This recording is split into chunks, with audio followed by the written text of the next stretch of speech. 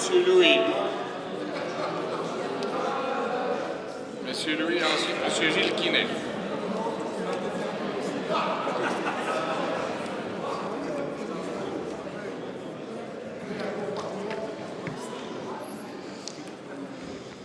Merci, Monsieur le Président.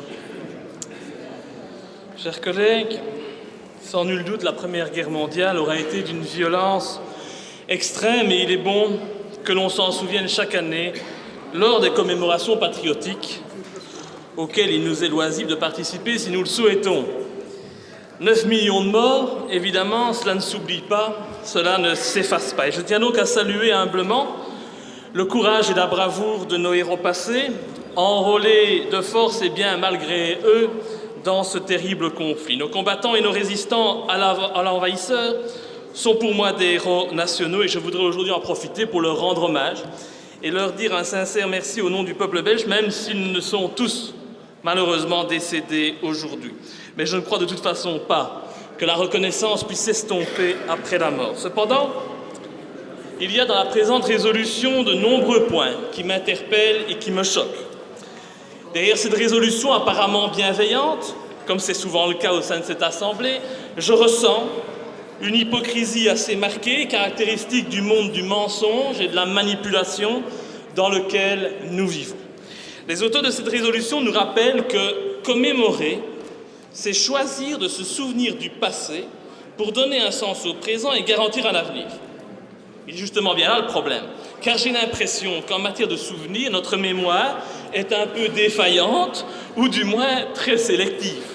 Je suis également étonné de voir de quelle manière nos élus détruisent l'avenir de nos enfants, de nos travailleurs, et qu'au lieu de nous atteler à régler les vrais problèmes urgents de la population, les vrais problèmes que rencontrent celles et ceux qui ignorent, à cette heure en effet, de quoi se composera leur repas du soir, qui ignorent comment ils trouveront de quoi payer leur loyer ou la prochaine sortie scolaire de leurs enfants, qu'au lieu de nous intéresser véritablement aux difficultés présentes du peuple belge, on passe plus de 2 heures au sein de ce Parlement pour revenir avec le passé, pour en quelque sorte montrer à tous les Belges, dans le besoin aujourd'hui, que finalement, ils ne sont pas si mal que cela, et qu'en 2013, à Bruxelles, au moins, nous ne vivons plus sous la guerre. Enfin, ça, c'est ce que nous pensons.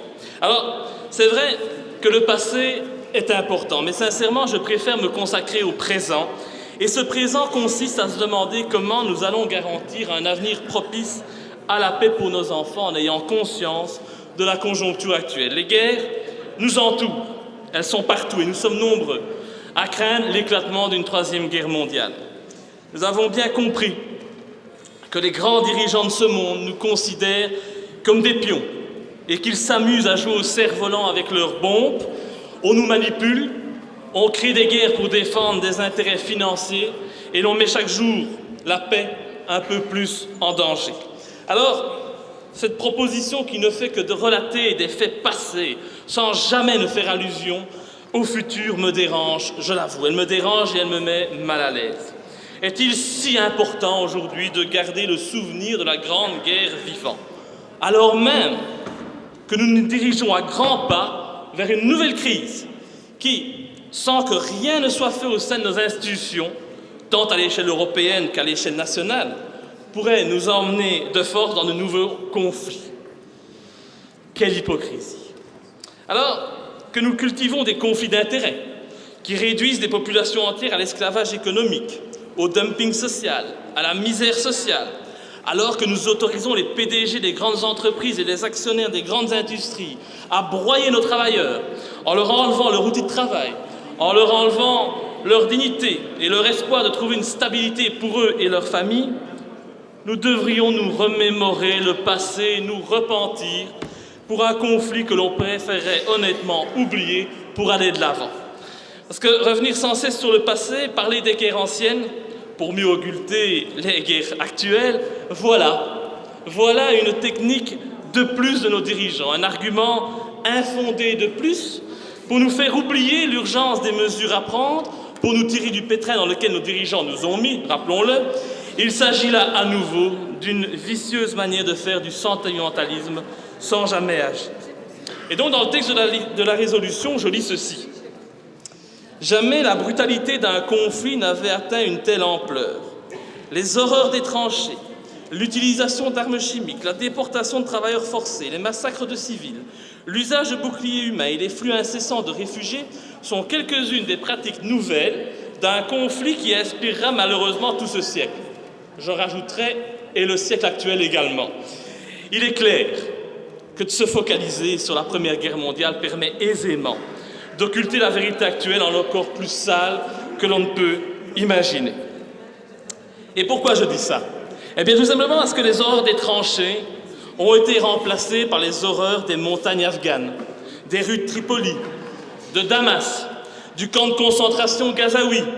L'utilisation d'armes chimiques a permis de développer l'agent orange au Vietnam, a nourri de grands groupes comme Monsanto et compagnie, les industries pharmaceutiques, et nous a apporté notre nouveau monde agricole, puant le Roundup à plein nez.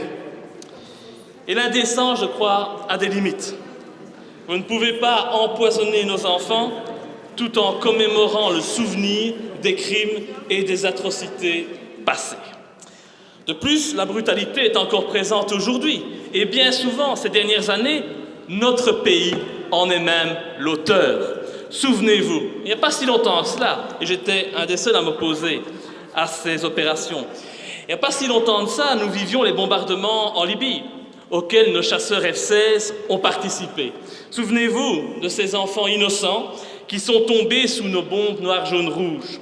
Vous comptez peut-être aussi installer une stèle pour commémorer ces enfants libyens tombés sous nos bombes.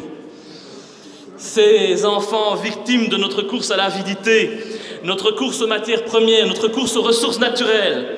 Non, bien entendu, il n'y aura pas de stèle pour elles. Vous préférez tout simplement reparler du passé pour ne pas voir le présent. Vous parlez de la déportation, mais elle existe toujours aujourd'hui. Nous l'avons nous-mêmes pratiquée au Congo. Vous vous rappelez, lorsque nous colonisions ce pays et que nous coupions les mains des Congolais qui refusaient de travailler comme des esclaves pour enrichir notre pays et son roi. Mais bien entendu, hors de question de reconnaître les méfaits et les génocides commis au Congo. On préfère dire que nous y avons apporté la civilisation, bien sûr. Et on oublie de dire que nous avons également apporté le sida, lorsque nous avons utilisé le peuple congolais comme des cobayes pour réaliser nos vaccins contre la polio. Désinformation et hypocrisie, une fois de plus. Et oui, ça ne vous plaît pas, ce n'est pourtant que la stricte vérité. Et je peux vous inviter à quitter ce Parlement si vous ne souhaitez pas me laisser poursuivre dans mes propos. Moi, tout ce que je demande, c'est pouvoir m'exprimer comme la démocratie l'exige, dans le calme. Monsieur Louis, essayez quand même de rester concentré sur la base de la résolution. Je suis très concentré. Ah oui, oui. C'est une concentration diluée. Non. D'ailleurs, je ne vous permets pas de juger ma concentration, qui est certainement tout aussi bonne que la vôtre. Alors, poursuivez, monsieur Louis. Je poursuis si on me laisse faire. Poursuivez, voilà. Au niveau du règlement, il y a un certain temps de parole aussi, donc je pourrais très bien vous arrêter. Oh, ce ne serait pas bien pour la démocratie, monsieur le Président. Oh, vous savez... Mais d'ailleurs, je vous invite à conclure ou à vraiment conclure dans quelques minutes. Je n'ai pas terminé. Vous... Les massacres de civils n'ont pas disparu. Vous voyez ce qui s'est passé ou se passe actuellement au Bahreïn, en Arabie Saoudite, en Irak, en Libye, en Syrie. Des massacres commis avec la complicité de nos dirigeants, des instances internationales criminelles comme l'OTAN et l'ONU, l'usage de boucliers humains lorsque l'on utilise les forces de l'ordre pour défendre à tout prix nos banques. Rappelez-vous par exemple de ce policier portant un coup de pied au visage de cette jeune Espagnole venue manifester pacifiquement lors de la marche des indignés à Bruxelles. Tous ces exemples que je viens de citer, et la liste est loin d'être exhaustive, ne sont jamais traités par nos dirigeants. Si, ils vous diront qu'ils en ont parlé, ils se sont indignés entre eux, entre deux repas gastronomiques, ils ont fait pleurer dans les chaumières dès qu'ils ont pu appliquer un premier micro, dès qu'ils ont pu grappiller quelques minutes sur telle ou telle radio en sortant leur plus beau violon. Non, vous avez raison, commémorons, mais ne tentons surtout pas de tirer les enseignements du passé. Dans 50 ans, nous nous nourrirons encore de ces malheurs actuels pour une fois de plus commémorer. Commémorer, c'est bien, hein? Surtout quand le présent nous permet de vivre décemment, dans de bonnes conditions, dans la paix et la prospérité. Mais commémorer, à l'heure où la population souffre de plus en plus de vos politiques d'austérité, où les coupes budgétaires réduisent drastiquement le niveau de vie de nos concitoyens, à l'heure où des hommes et des femmes s'immolent par le feu, en guise de protestation, faute de ne pas trouver de travail, de ne pas payer leurs dettes, à l'heure où les manifestations pacifiques sont réprimées dans la violence, à l'heure où les paysans, dont leur noble travail, je vous le rappelle, consiste à nous nourrir, se suicident chaque semaine en France et dans nos pays à cause de mesures prises par les technocrates européens en charge de l'agriculture. Eh bien, à partir de ce moment-là, je vous le dis en toute franchise, commémorer est un acte criminel, pervers et satanique. Et en voulant à ce point commémorer la Première Guerre mondiale, je me dis que finalement, il y aurait peut-être un autre objectif qui se cacherait derrière cette noble intention. Et quel est réellement votre objectif? Parce que on peut revisiter l'histoire une fois de plus, simplifier tant le temps qui nous sépare des faits s'est allongé, énumérer les événements tragiques, horribles qui se sont déroulés dans nos contrées sans jamais que l'on ne répond à certaines questions cruciales et ça ne fera en rien progresser nos mentalités. On peut parler de la Première Guerre mondiale, mais ne nous arrêtons pas au bilan, ne nous arrêtons pas à la langue des victimes.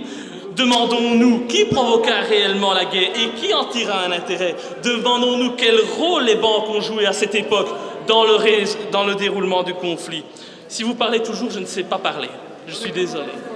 Mais si vous n'écoutez pas mes conneries, monsieur, mais sortez, je ne vous retiens pas.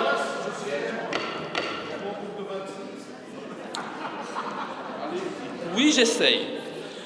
Il vous reste 8 minutes. 8 minutes? Oh, ça va, c'est très bien. Non, 8 minutes. Monsieur honnête, 8 minutes. C'est très bien, monsieur le Président, respectez le règlement. Alors, qu'en a-t-il été pour la Seconde Guerre mondiale? Qu'en est-il des conflits actuels? Là, alors, il sera peut-être intéressant de se pencher sur les raisons des guerres passées, en espérant tirer les leçons pour ne plus répéter sans cesse les mêmes erreurs. Mais a-t-on seulement tiré des enseignements de tout cela? Je ne le crois pas, et l'actualité quotidienne me donne raison. Doit-on réellement commémorer un événement aussi dramatique alors même que nous n'avons pas su nous ressaisir? Y a-t-il moins d'armes en circulation? Non. Quels sont les chiffres des géants de l'armement? Oh, ne vous en faites pas pour eux, ils se portent à merveille. Quelles sont nos chances d'éviter un nouveau conflit mondial alors même que nos alliés outre-Atlantique menacent chaque jour l'Iran, alors même qu'Israël colonise et exacerbe les conflits au Moyen-Orient? Ne me dites pas que vous ne voyez pas la même chose que moi quand même. Mais bon, passons, car il y a encore quand même pas mal de choses à dire sur cette résolution. Ainsi, je vous cite, « Nous estimons que les commémorations de la Grande Guerre constituent une occasion exceptionnelle de faire œuvre de mémoire et de célébrer les valeurs pour lesquelles nos soldats sont tombés et les Belges ont tant souffert et qui fondent encore notre société. L'intégrité du pays, le respect, la liberté, les droits sociaux, la dignité, la démocratie, l'état de droit, le respect du droit international et des droits humains, la paix et aussi la possibilité de partager l'histoire avec les nouveaux habitants de notre pays par le biais de ce travail de mémoire. » Alors c'est ce Parlement qui ose parler de l'intégrité du pays, ce pays que vous détruisez depuis des années en laissant le séparatisme se développer dans les sphères politiques. Vous qui avez transformé notre pays uni en un État fédéral complexe et impraticable, le poussant de plus en plus chaque jour vers le confédéralisme. C'est ce Parlement qui ose parler devant nous de l'intégrité du pays alors qu'il a abandonné toute sa souveraineté nationale aux technocrates non élus de l'Europe. Et qu'en est-il de l'intégrité du pays quand l'Europe l'a dépouillé de 80% de ses décisions souveraines, quand les médias nous abreuvent des tensions entre flamands et wallons, tensions artificielles, tant les citoyens sont en réalité peu désireux de séparer le pays en deux et tant ils sont préoccupés par d'autres sujets bien plus importants.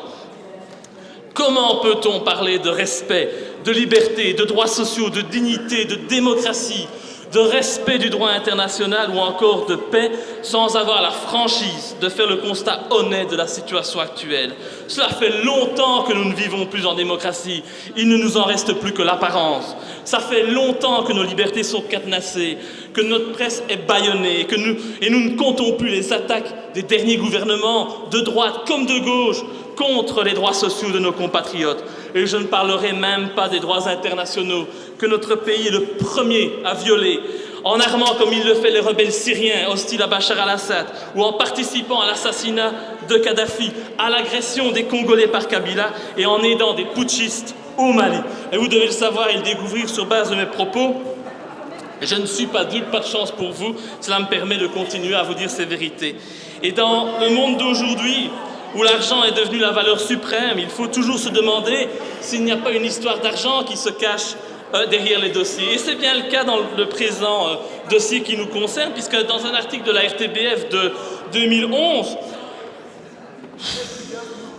on apprend que l'on espère vivement tirer profit de ce centenaire. En effet, on nous dit que la Flandre a sorti la grosse artillerie. Écoutez bien, parce qu'on n'a pas parlé de chiffres aujourd'hui, mais 20 millions d'euros sur la table. 20 millions d'euros, 44 projets soutenus, dont la rénovation de différents sites historiques. Tout cela, comme l'a dit Geert Bourgeois, pour mettre la Flandre sur la carte du monde, attirer 2 millions de visiteurs en 4 ans et espérer 200 millions de retombées. Voilà, c'est nouveau, c'est le tourisme de la mémoire, le tourisme guerrier.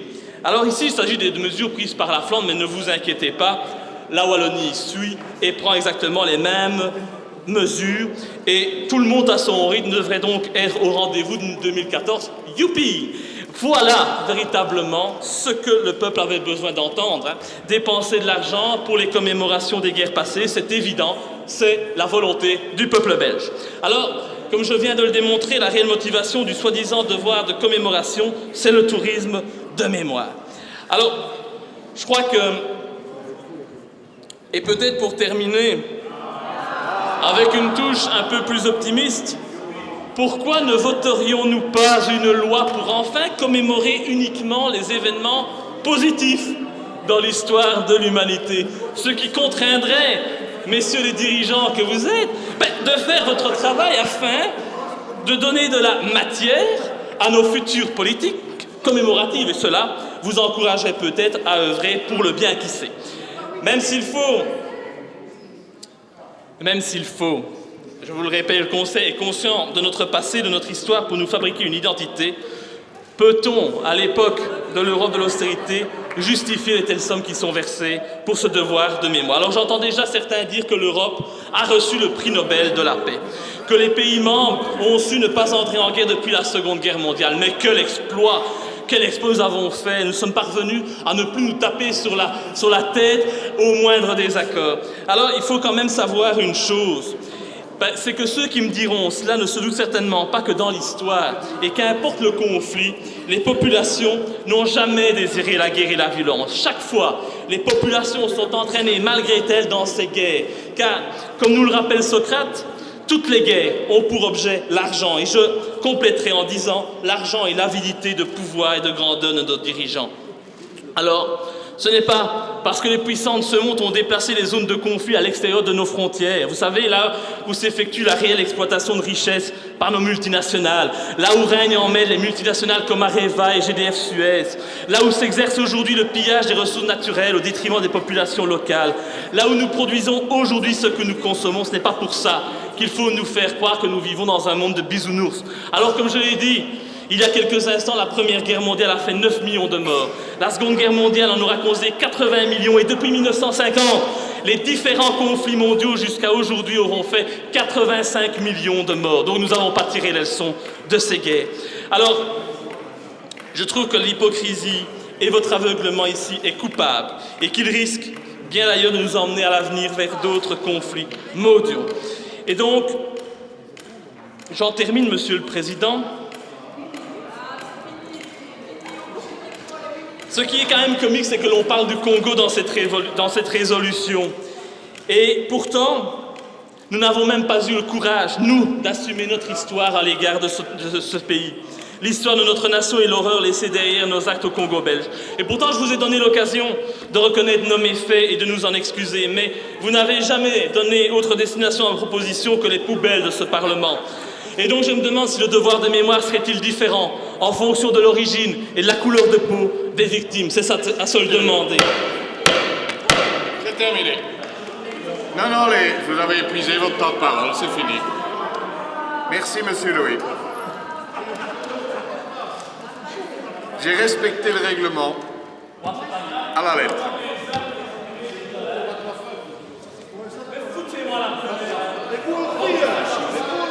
Allez. Tout le monde assis. Monsieur Gilles Quinet. Et puis Monsieur De Decker.